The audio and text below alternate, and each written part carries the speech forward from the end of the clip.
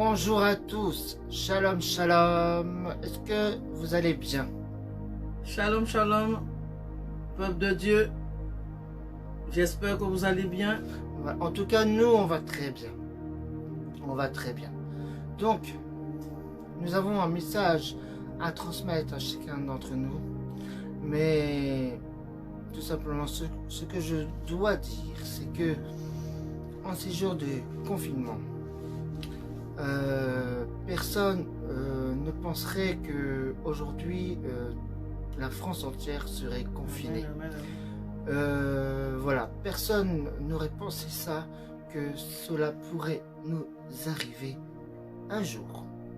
Mais sachez que oui, voilà, donc à l'idée d'être confiné, je ne, bah, comme beaucoup d'entre nous, je ne pouvais pas m'imaginer qu'un jour je serais confiné. Voilà, donc moi, à mon boulot, c'était quand lundi, après on va dire une réunion de travail, voilà, on m'a au maximum, je dis bien au maximum parce que ça peut durer moins longtemps que ça, confiné pour 45 jours, au grand maximum. Voilà, donc le prix, mais cela se prolongera certainement, très certainement. Voilà. Alors c'est vrai que lundi c'était un jour particulier parce que lundi c'est les gens dans les magasins se ruaient dans les magasins. Il n'y avait plus de pâtes, plus de riz, plus ceci cela. Moi, combien de fois j'ai dû faire les magasins pour trouver ne serait-ce que la litière de mon chat. Voilà. Donc c'était voilà. Mais bon. Faut pas courir comme ça parce que faut faire confiance au Seigneur Jésus-Christ parce que on n'est pas en pénurie d'alimentaire, voilà. Mais ce jour-là m'a fait plutôt penser, on aurait cru à une fin du monde, à la fin du monde, parce que les gens se ruaient, les voitures circulaient, mais on aurait cru que c'était, les gens étaient paniqués à l'idée peut-être que on va être confiné ou qu'on ne va rien trouver pendant les jours de confinement.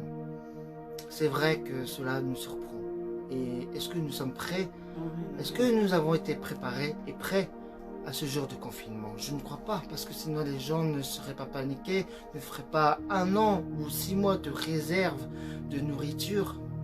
Est-ce que nous sommes tous préparés pour... Voilà, donc moi aujourd'hui, j'aimerais te dire, est-ce que tu es prêt aujourd'hui? En ces temps de la fin, est-ce que tu es prêt à une fin du monde ou peut-être que le Seigneur Jésus-Christ va revenir. Voilà. Si demain matin, à ton lever du jour, de ton sommeil, si Jésus reviendrait demain matin, est-ce que tu serais prêt? Est-ce que tu serais prêt? Est-ce que tu seras prêt à le recevoir? Ou est-ce que tu seras prêt le jour de l'enlèvement si Jésus revient demain matin? Parce que ça, ce sont des signes de la fin des temps. Je ne veux pas dire que c'est la fin du monde ou la fin du temps, des temps, mais ce sont des signes. Comme les tremblements de terre qu'il y avait, comme les attentats, toutes ces choses vont aller de plus en plus mal et ce sont des signes. Jésus nous avait prévenus, mais gardez courage parce que lui, il a vaincu le monde. Alors, ce n'est pas des petites choses comme ça qui vont nous effrayer. Et c'est vrai que là, d'accord, il y a le coronavirus, mais dans la Bible, on peut voir qu'il parle des virus comme nommés comme la peste. Ça, c'est un virus, la peste. Bien sûr, elle ne va pas vous dire coronavirus, parce que ce sont des mots d'aujourd'hui. Mais on peut le considérer comme de la peste. Alors moi, je vais vous lire, on va dire, le tout début du Matthieu 24, parce que c'est vraiment parlant, parce que personne ne sait quand Jésus va revenir, ou quand c'est la fin du monde. Alors, j'aimerais vous dire que, je vais prendre à partir du premier verset, Jésus sortit du temple, et comme il s'en allait, ses disciples s'approchèrent pour lui faire remarquer les constructions. Mais il leur dit, « Vous voyez tout cela, je vous le dis en vérité, il ne restera pas ici pierre sur pierre tout sera détruit. Il s'assit sur le mont des Oliviers. Les disciples vinrent en privé lui poser cette question. Dis-nous, quand cela arrivera-t-il et quel sera le signe de ton retour et de la fin du monde? Jésus leur répondit. Faites bien attention que personne ne vous égare. En effet, beaucoup viendront sous mon nom et diront, c'est moi qui suis le Messie, et ils tromperont beaucoup de gens. Voilà, donc là pour l'instant pour cette, on va dire, première partie, je vais m'arrêter là et puis on continuera. Mais tout simplement, ce que je vais vous dire, c'est que personne ne nous égare, c'est-à-dire qu'on ne soit pas tenté par être distraire par les choses et d'autres. Là, ce que vous voyez, ce sont que le début du commencement de quelque chose. Mais tout simplement par une petite chose comme ça, et vous avez une grande frayeur, vous avez peur. Eh bien, qu'est-ce que ça va être au moment de la tribulation? Là, on n'est pas encore arrivé au moment de la tribulation. Nous sommes que aux douleurs de l'accouchement, comme Jésus prétend, comme Jésus dit. Et oui, ça veut dire qu'il va y avoir un accouchement vraiment encore plus grand que celui-ci. Donc, prenez garde, parce que lui, Jésus, il a vaincu le monde, et il sait quand est-ce que lui, il va... Enfin, lui, non, il ne sait pas quand est-ce qu'il va revenir, mais sachez que toutes ces choses-là, ce ne sont, on va dire, que des perturbations. Alléluia. Donc, ma femme Sandy va continuer, et puis elle va vous donner son avis, sa compréhension du texte, de la parole de Dieu. Voilà, donc c'est à toi, Sandy. À partir du verset 6. Matthieu 24, on est toujours sur Matthieu 24, à partir du verset 6. Vous entendrez parler de guerre et de menaces de guerre. Ne vous laissez pas effrayer, car il faut que toutes ces choses arrivent. Cependant, ce ne sera pas encore la fin. Une nation se dressera contre une nation, un royaume contre un royaume. Il y aura de divers endroits des famines, des pestes, des tremblements de terre. Tout cela sera le commencement des douleurs. Alors on vous livrera à la persécution et on vous fera mourir. Serez détestés de toutes les nations à cause de mon nom. Beaucoup trébucheront alors, et ils se trahiront, se détesteront les uns les autres. Beaucoup de prétendus prophètes surgiront et ils tromperont beaucoup de gens. À cause de la propagation du mal, l'amour de plus grand nombre se refroidira. Mais celui qui persévérera jusqu'à la fin sera sauvé. Cette bonne nouvelle du royaume sera proclamée dans le monde entier pour servir de témoignage à toutes les nations, alors viendra la fin. Amen. Amen. Alors, la parole veut dire que, vous voyez dans le verset 6, vous entendrez parler de guerre. Et de menaces de guerre. Et de menaces de guerre. Cela veut dire que... Qu'est-ce que c'est la guerre? La guerre, c'est ce qu'on vit en ce moment. Les intempéries, le coronavirus qui est en train de se passer dans le monde entier. Et tout ce que nous vivons en ce moment. Mais je veux vous dire que ce n'est pas la fin. Dieu veut que les chrétiens se préparent. Dieu veut que le monde entier cherche la face de Dieu. Parce que nous sommes dans les temps difficiles. C'est pas la fin du monde. Hein? Nous pensons que c'est la fin du monde. Mais ce ne sera pas la fin. Le retour de Jésus est proche. Alors cherchez-le. Jésus est à la porte. Et en parlant de guerre ou de menaces de guerre, vous savez que le discours de Monsieur le Président, il a nommé 6 fois, nous sommes en guerre. En guerre contre qui? Contre quoi? Je pense que il y a quelque chose de spirituel qui s'est lancé. Et Amen. Je pense que même s'il ne le dit pas, je pense qu'on pourrait prétendre qu'on est en guerre. Nous, on peut, en tant que chrétiens, on peut dire nous sommes en guerre contre l'ennemi. Peut-être que c'est l'ennemi qui a annoncé ça, et nous sommes en guerre contre l'ennemi. Parce qu'aujourd'hui, toutes les églises se sont fermées. Toutes les personnes, enfin, nous sommes confinés à rester chez nous, isolés, loin des personnes. Et est-ce que le diable ne veut pas ça? Oui, bien sûr, il veut qu'on s'isole pour qu'on puisse perdre la foi, pour qu'on puisse perdre courage. Mais Jésus est beaucoup plus grand que ça. Alors, oui, donc, moi, ce que j'ai reçu il y a quelques jours en réfléchissant, en examinant toutes ces choses, c'est que c'est vrai, nous avons un Dieu qui est encore plus grand que le diable, mais pourquoi Dieu, si ça vient du diable, pourquoi Dieu permettrait-il ces choses-là? Je pense que Dieu laisse faire les choses pour tester les personnes. Je pense que Dieu a permis que les églises se ferment pour qu'on puisse penser que Dieu n'est pas dans les bâtiments d'une église, n'est pas une religion.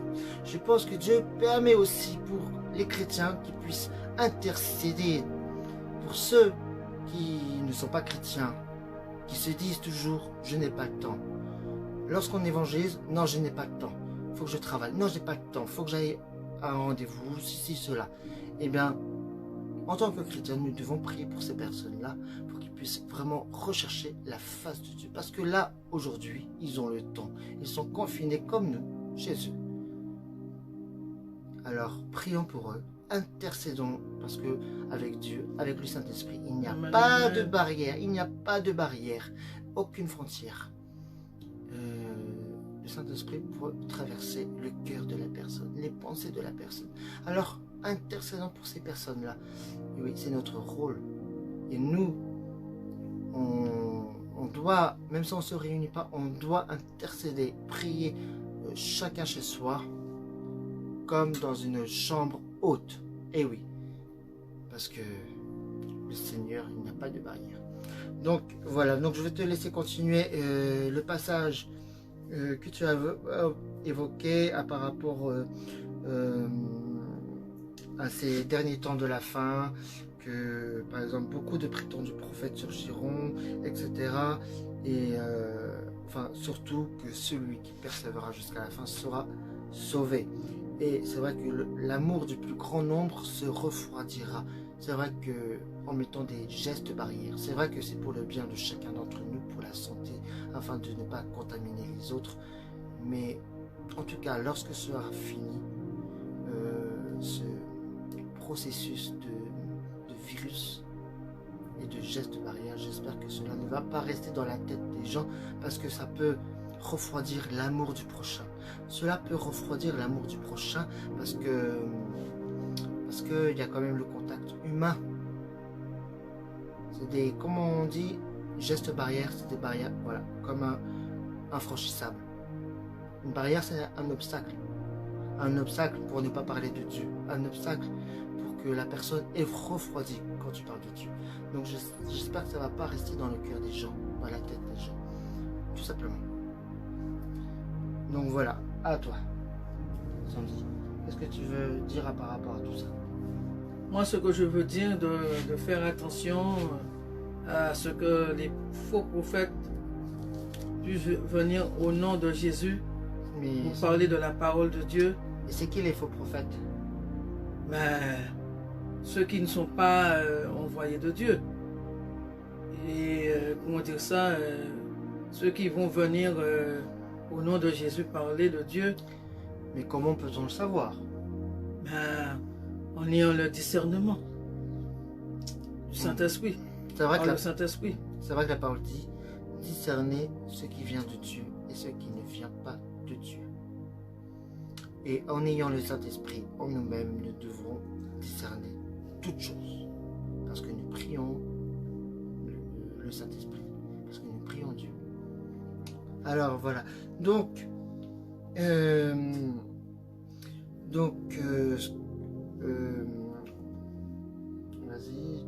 dire quelque chose? Par rapport à l'amour, le plus grand nombre se refroidiront. Et c'est vrai.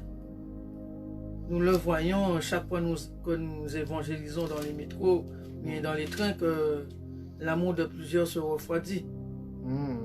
Même au niveau chrétien, ça faut faire attention que ça ne puisse pas se refroidir après ce temps de pandémie. Parce que l'amour de plusieurs peut refroidir. Et puis, faire attention qu'il n'y ait pas de division. C'est vrai. Parce qu'il y en a beaucoup qui, par rapport à cette pandémie, par rapport à cette barrière que l'État a mis, tout ça, et les gens voudront ne pas se fréquenter, ne pas se donner la main, ne pas, comment dire ça, avoir l'amour fraternel. Oui, parce que oui, c'est ça aussi l'amour fraternel. C'est la compassion des uns et des autres. Et je pense que Dieu, dans tout ça, il veut que nous tester pour savoir quelle est notre disposition de cœur devant lui, comment nous allons réagir par rapport à nos frères et sœurs, quelle est la disposition de notre cœur, il va tester notre foi. Il est en train de tester notre foi. Parce qu'il y en a beaucoup qui disent qu'ils sont chrétiens.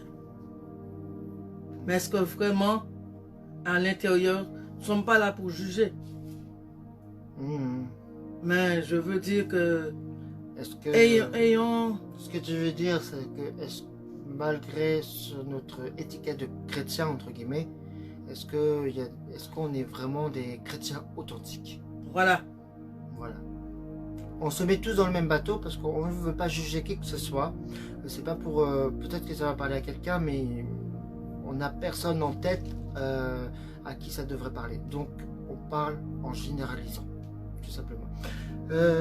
Alors, moi, je pense que c'est une épreuve qu'on traverse. C'est l'épreuve d'une situation difficile, d'une crise. D'ailleurs, les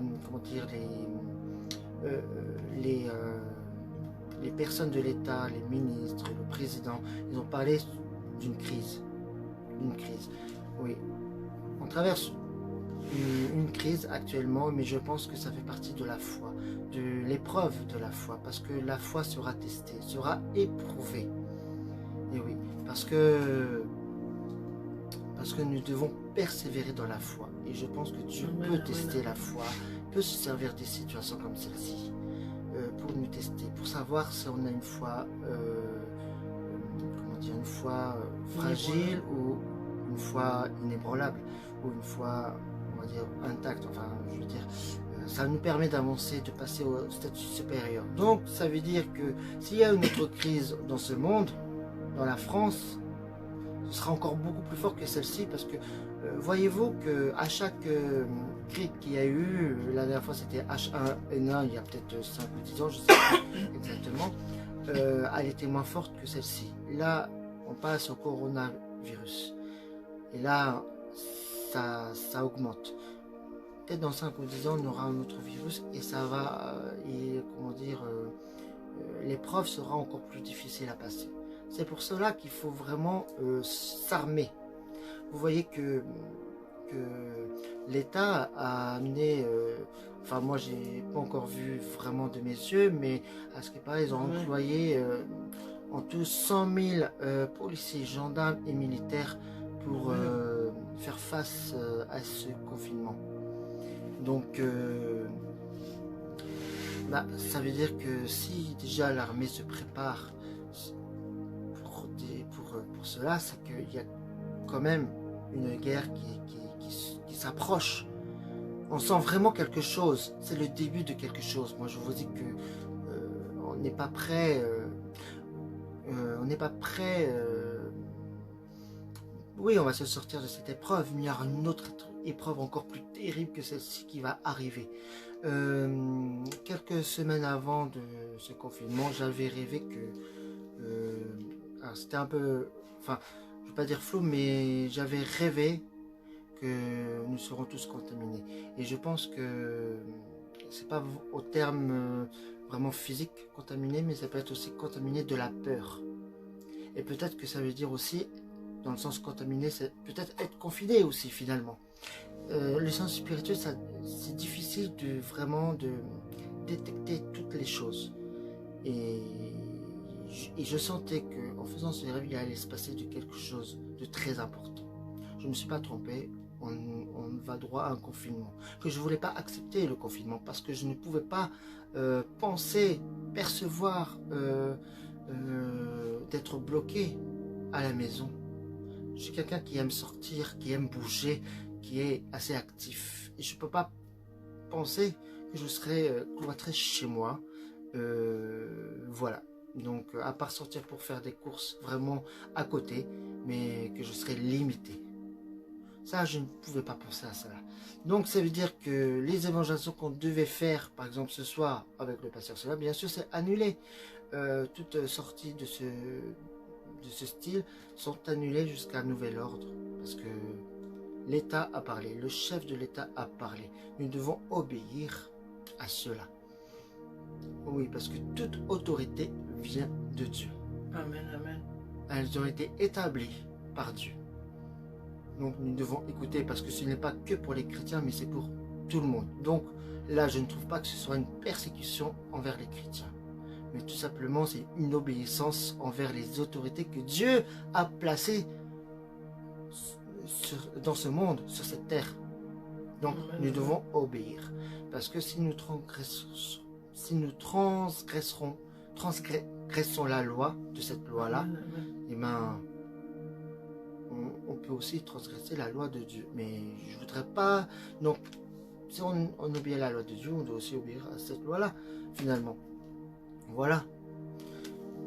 Après, c'est pour cela qu'il faut savoir discerner de qu'est-ce qu'on doit faire ou pas faire par rapport à Dieu. Donc, c'est sage d'écouter. C'est notre témoignage. Donc, je sais que cela, ça nous coûte tous, mais faisons-le ce sacrifice-là. C'est comme quand on jeûne, ça nous coûte aussi de ne pas pouvoir manger. Alors, et puis, peut-être que, c'est une idée, peut-être que vous pouvez, pendant ce temps de confinement, qui va durer certainement plus longtemps que 15 jours, faire des jeûnes et prières. Pourquoi pas? Des jeûnes et prières. Voilà, moi je vous lance ce défi-là de faire un jeûne et prière selon comment vous ressentez les choses. Et de passer du temps dans la présence de Dieu. Voilà, prendre ce temps-là pour Dieu. Voilà, donc tu voulais rajouter quelque chose? Non, je voulais dire pendant ce temps de confinement, vraiment je voulais te rejoindre, dire que profitons pour chercher la face de Dieu. Profitons pour vraiment être centré sur la parole de Dieu, lire la parole de Dieu comme il le faut, selon la direction du Saint-Esprit. Et, comment dire ça, chercher l'Éternel pendant qu'il est dans un temps de jeûne. Parce que les temps sont difficiles. C'est vrai. Parce que il y aura des moments que on nous empêchera même de lire la Bible. Alors pendant que nous puissions avoir, on n'est pas malade, on n'est pas couché, c'est juste un confinement, Dieu le permet, alors cherchez-le pendant qu'il est temps. Cherchez la présence de Dieu. Chérissez la présence de Dieu. C'est un temps de repos. C'est un temps que tu dois passer dans la prière. Cherche-le. Cherche-le pendant qu'il est temps. Loue Dieu. Si tu ne peux pas prier, loue Dieu. Parce que Dieu siège au milieu de la louange. Parce que la France a besoin de Dieu. Parce que la France appartient à Jésus. Le monde appartient à Jésus. Alors cherche Dieu pendant qu'il est temps. Et essayons de changer notre comportement. Essayons de changer notre cœur. Restons dans la sanctification. Restons concentrés sur la parole de Dieu. Vraiment, je vous conseille. Et moi-même, je parle pour moi. Soyez bénis dans le nom de Jésus. Voilà, donc... et sinon, pour parler un peu, on va dire terre à terre, comment tu vis le moment du confinement? Moi, je l'ai pris bien. Je ne m'attendais pas non plus. Parce que moi, comment dire ça, j'aime bien sortir aussi. Évangéliser, sortir pour aller faire mes courses. Mais je ne pensais pas que nous allons être confinés. Mais j'accepte l'obéissance de Dieu. Et la parole même te dit, soumettez-vous à Dieu et résistez au diable. Alors on doit se soumettre à la parole de Dieu. C'est un moment que nous passons. Ça c'est rien devant Dieu. Dieu a le contrôle de cette situation. C'est le temps pour prier pour les églises. C'est le temps pour prier pour les personnes qui ont besoin de Dieu. Et c'est le temps où, comment dire ça, Dieu utilise ce temps pour que les gens puissent le chercher. Soyez bénis dans le nom de Jésus. Amen. Donc voilà, donc en fait, c'est que le Seigneur Jésus nous demande d'être vigilants, nous appelle à la vigilance parce qu'il nous demande de veiller et de prier pour chacun d'entre nous, mais jusqu'au retour du Seigneur Jésus. Amen, amen. Parce que lui-même ne sait pas quand est-ce qu'il va arriver. La Bible dit qu'il viendra comme un voleur de la nuit. Vous savez, le voleur de la nuit, il ne prévient pas. Et même quand tu travailles le matin, tu ne sais même pas que le voleur est passé. C'est quand tu t'aperçois qu'il te manque des objets que tu t'aperçois que le voleur est passé dans la nuit, de voler quelque chose. Ou quand il y a une effraction quelque part, là tu le sais parce que tu le vois. Donc, sache que Jésus viendra comme un voleur. Je ne veux pas dire que c'est un voleur, il viendra comme un voleur. Il ne te préviendra même pas.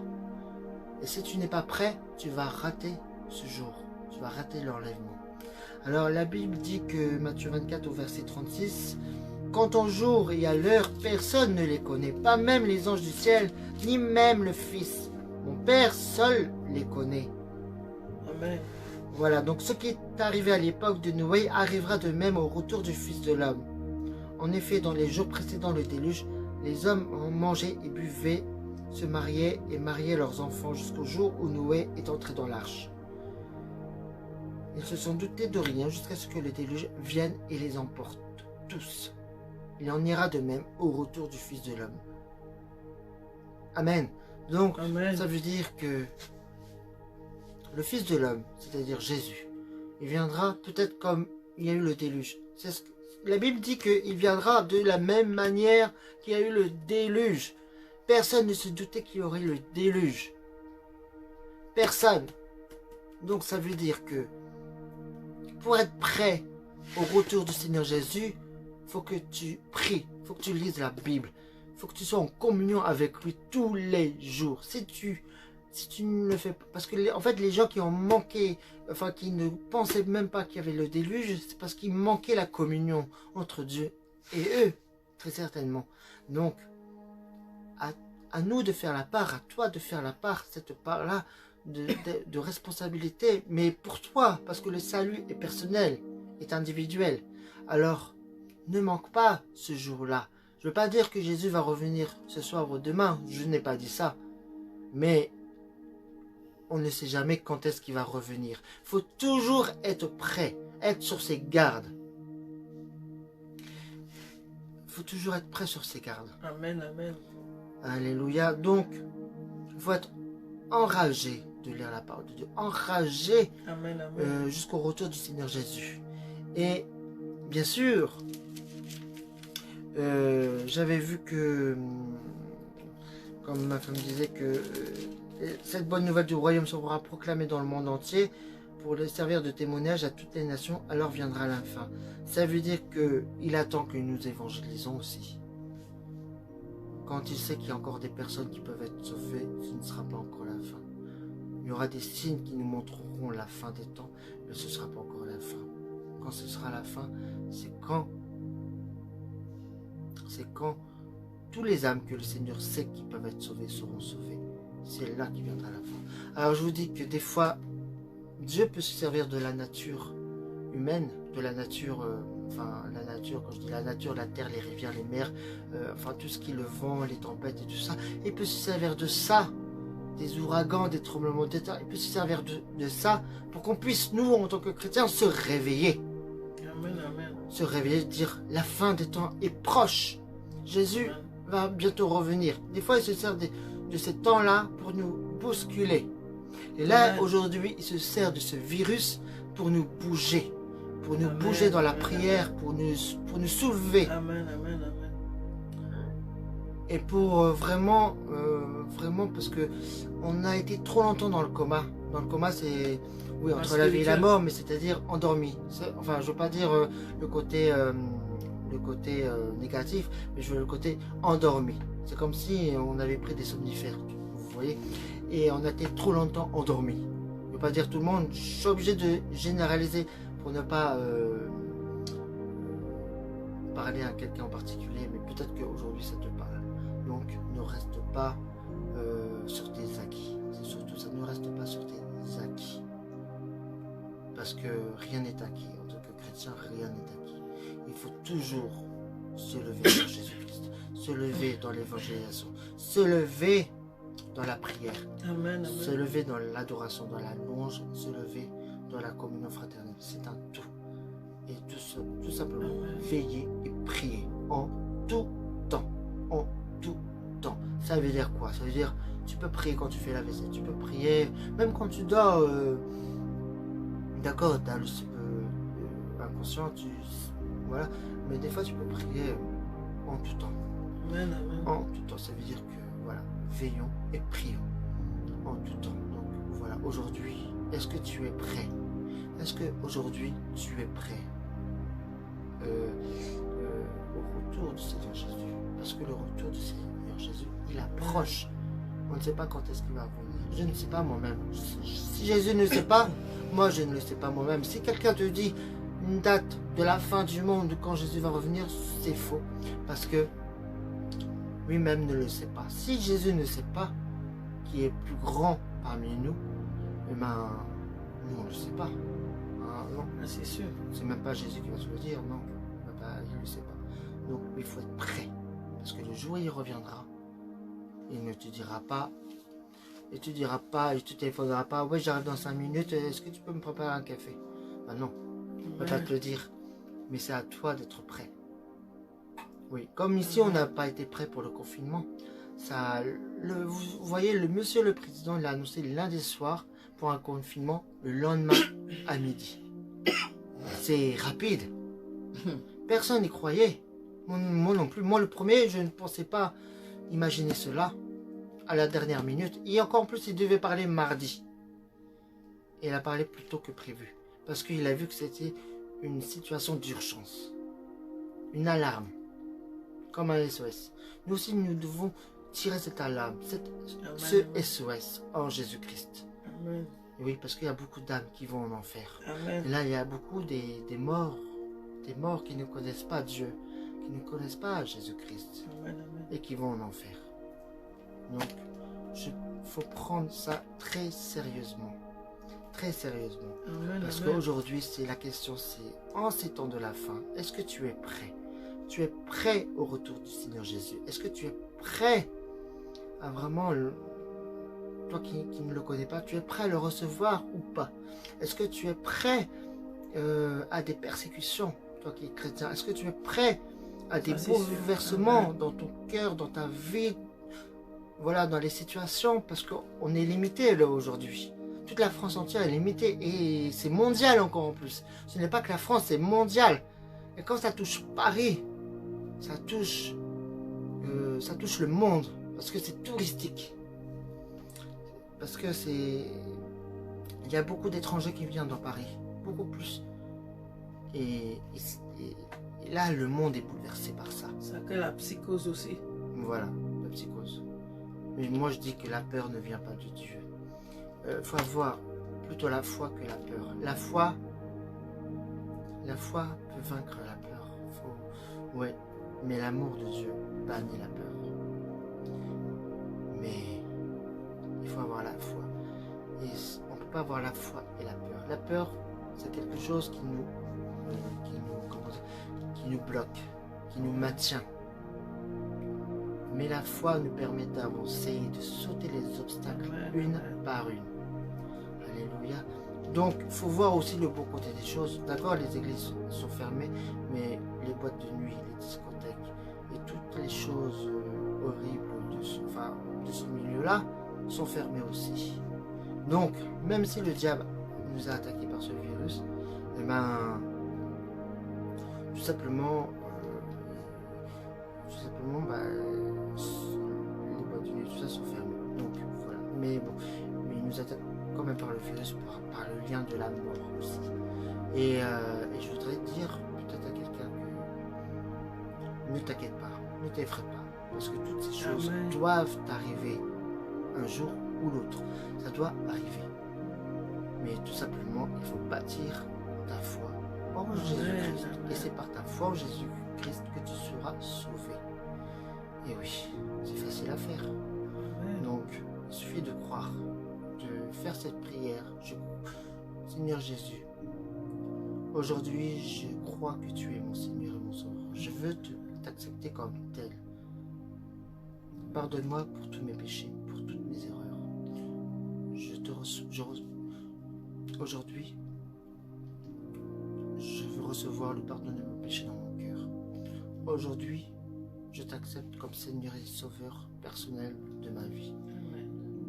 Aide-moi sur les chemins que tu veux me donner. Au nom de Jésus-Christ, Amen. Une simple prière avec ton cœur. Voilà, avec tes mots à toi. Alléluia. Donc voilà, tu voulais dire quelque chose aussi? Je voulais partager un verset dans Ésaïe 41:10 qui dit que ne crains rien car je suis avec toi. Ne promène pas de regard inquiet car je suis ton Dieu.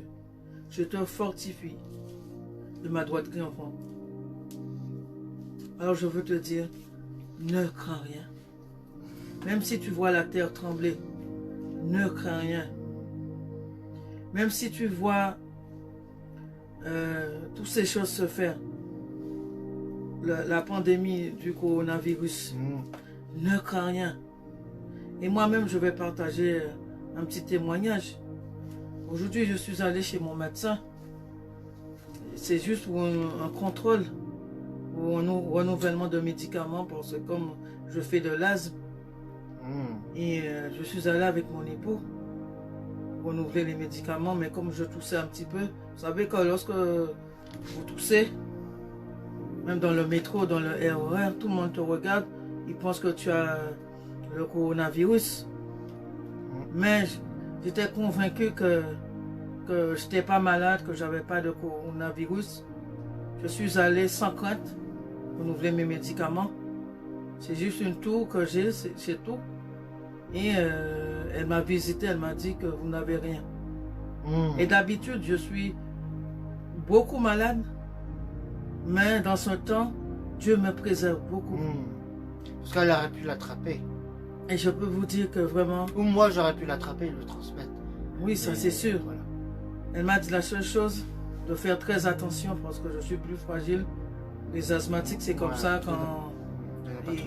De ne pas trop sortir parce que, étant donné que je fais de l'asthme, mais je crois que Dieu me montre qu'il est avec moi. Amen. Pendant ces pandémies, il est avec moi. Amen. Et il ne permet pas que je puisse attraper cette maladie, il sait pourquoi. Alors je veux te dire que déclare au nom de Jésus que tu n'as pas cette maladie dans le nom de Jésus. Parce que quand on déclare des choses négatives dans sa vie, cela nous arrive.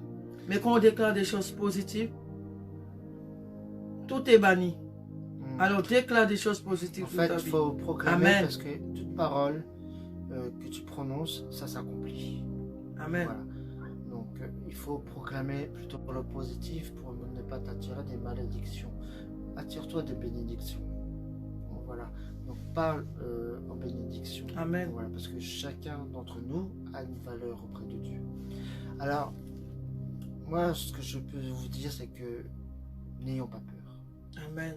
La psychose, la peur ne vient pas de Dieu. C'est le diable qui veut créer la psychose. Déjà, il a créé la peur, mais par la peur, il veut amplifier pour que ça devienne une psychose. La psychose, c'est quand on psychote au niveau de la peur.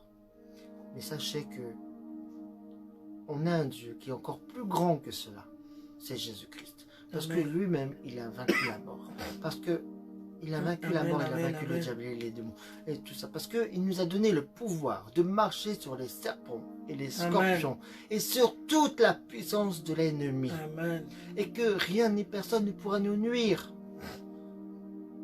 Alors, si il nous a dit ça, c'est que il nous a donné tout pouvoir. En nom de Jésus-Christ.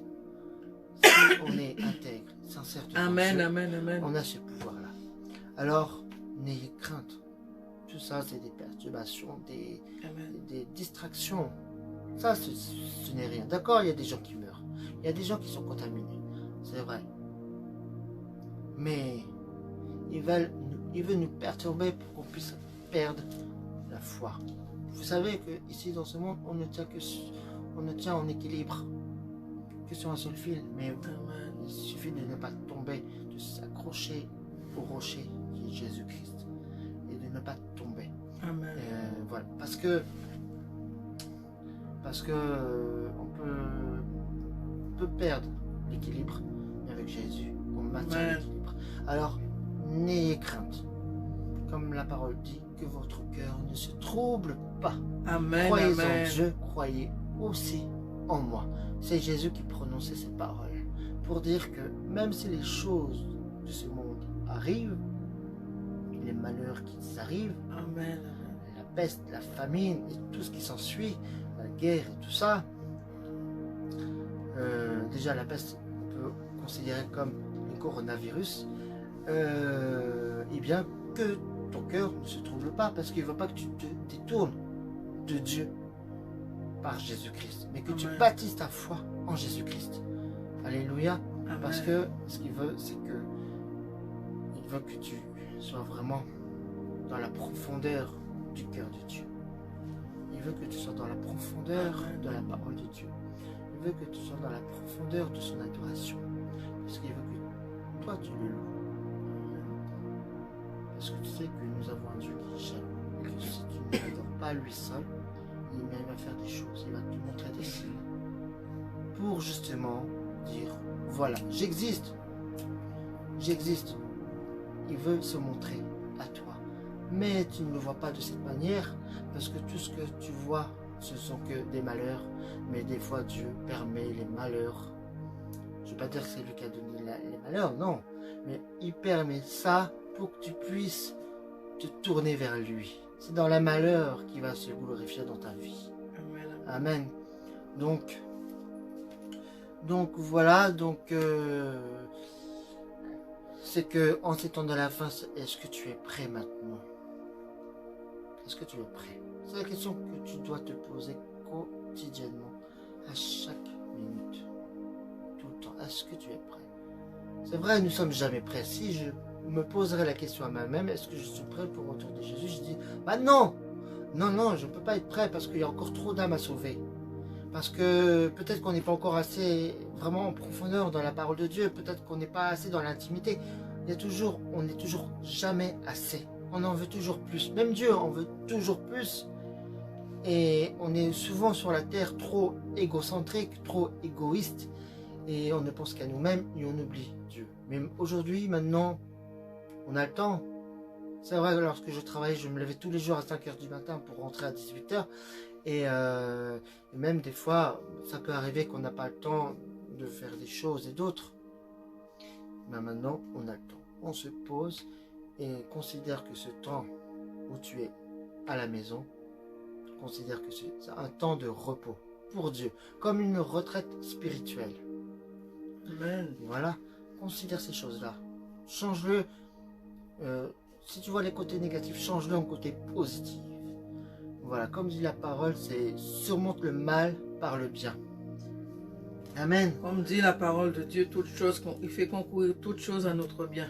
Toutes choses concourent au bien de ceux qui aiment Dieu. Amen. Amen.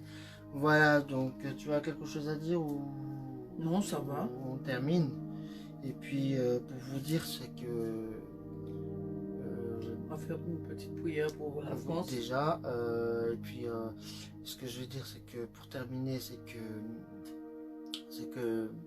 je veux dire, on n'est pas rien sur la terre, on a été fait pour quelque chose, pour une mission, mais on est pas éternel, ça c'est sûr. Le corps humain n'est pas éternel, mais notre âme est éternelle. Et c'est ça qui vivra auprès de Dieu ou pas, selon le choix de chacun.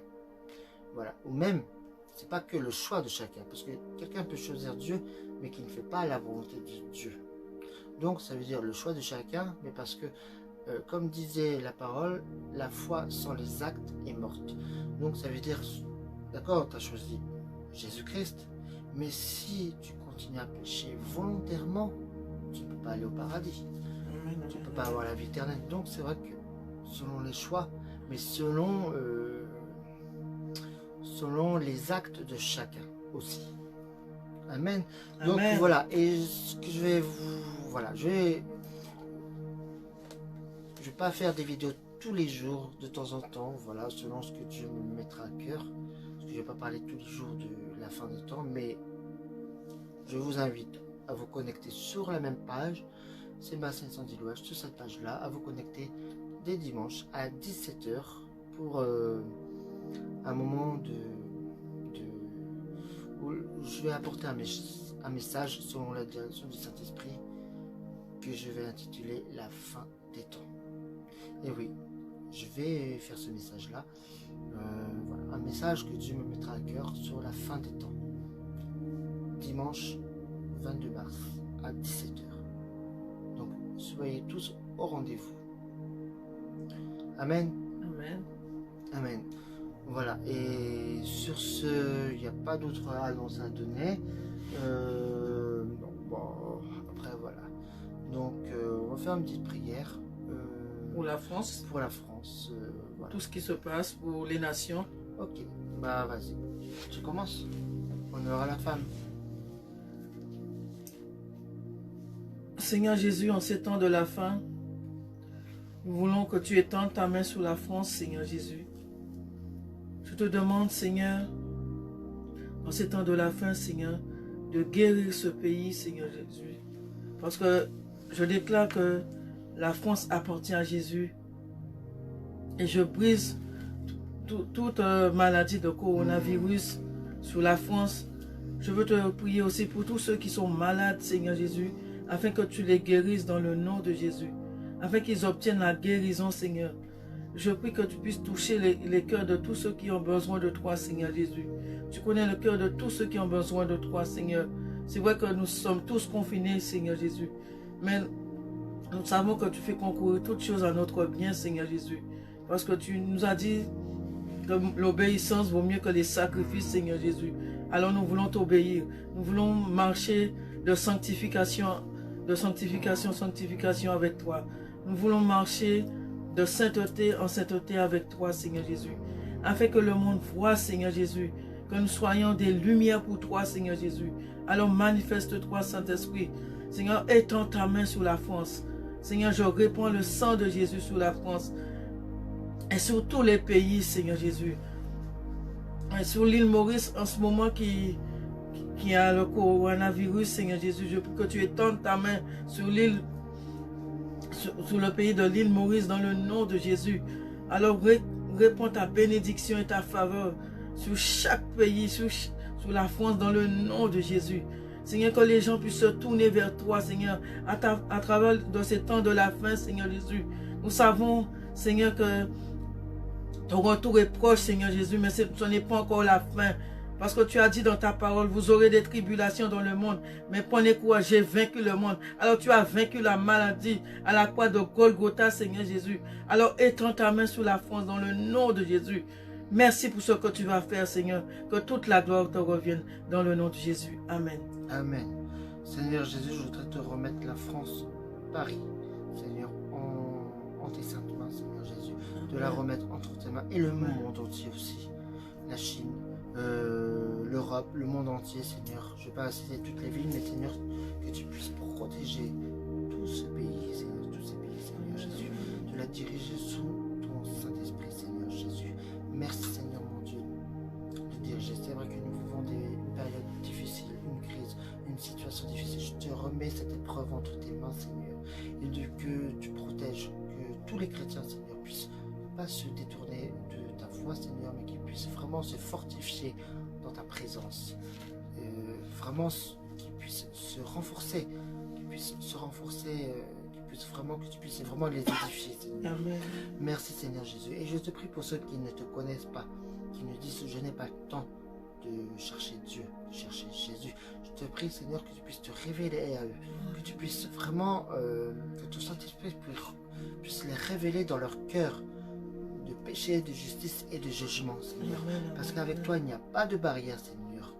Il n'y a pas de barrière. Je te les remets entre tes mains, Seigneur Jésus. Avec toi, il n'existe pas de barrière. Alors, je te les remets entre tes mains, Seigneur, qu'ils puissent vraiment rechercher. Je ne sais pas par quel moyen tu vas les utiliser, mais il y a Internet, il y a les réseaux sociaux, mais tu vas utiliser par ce moyen. Il y a plein d'autres choses, Seigneur.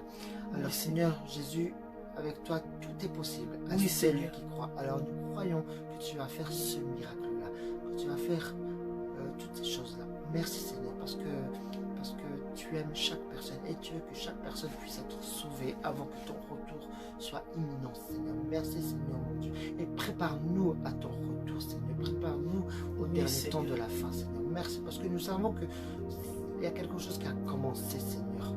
Alors, Seigneur, protège-nous et révèle-nous des choses qui vont venir peut-être par des songes, par des images, par des visions, mais je ne sais pas. Tu nous diriges, Seigneur. Oui, Seigneur. Vers ton sentier, Seigneur. Et que tu nous gardes en ta présence, Seigneur. Et que personne ne pourra nous séparer de toi, de ton amour, Seigneur Jésus. Merci, Seigneur. Amen. Merci, Seigneur. Je te prie dans le nom tout puissant de Jésus-Christ. Amen. Amen. Amen, amen. Bon. Eh bien, voilà, donc le direct, ça s'achève. Eh bien, en tout cas, on se dit à très bientôt. À dimanche 17h pour je vais pas dire un culte parce que je vais pas prétendre faire un culte, mais en tout cas un message, ça c'est sûr, un message dimanche à 17h pour la fin des temps. Et oui, donc en tout cas soyez abondamment bénis et passez une très bonne soirée, et que surtout si vous voulez comment dire, si vous voulez me parler en privé, n'hésitez pas avec cette page-là. N'hésitez pas à me parler en privé sur cette page. Si vous voulez qu'on prie pour vous, des requêtes de prière, ou peut-être que vous vous sentez seul, vous avez besoin qu'on vous téléphone, laissez votre numéro de téléphone en message privé. Voilà, ou tout simplement par mail sur ministère.lecoeurdedieu@gmail.fr, je crois que c'est ça, si je ne me trompe pas, ou .com, je ne sais plus exactement. C'est pas grave, de toute façon, laissez-moi plutôt un message sur cette page. Voilà. En tout cas, soyez abondamment bénis. Abondamment bénis. Amen. Je vous souhaite une excellente soirée. Soyez abondamment bénis. Amen. À bientôt. Et à très bientôt. Que le Seigneur vous remplisse de sa joie et de sa force. Soyez bénis. Que Dieu vous bénisse. On vous aime dans le nom de Jésus. Amen, amen, amen. Et oui, que l'amour puisse vraiment vous emporter là où vous désirez. Amen. Amen. Soyez bénis. Soyez bénis. Et Jésus vous aime. Au nom de Jésus. Amen. Jésus vous aime.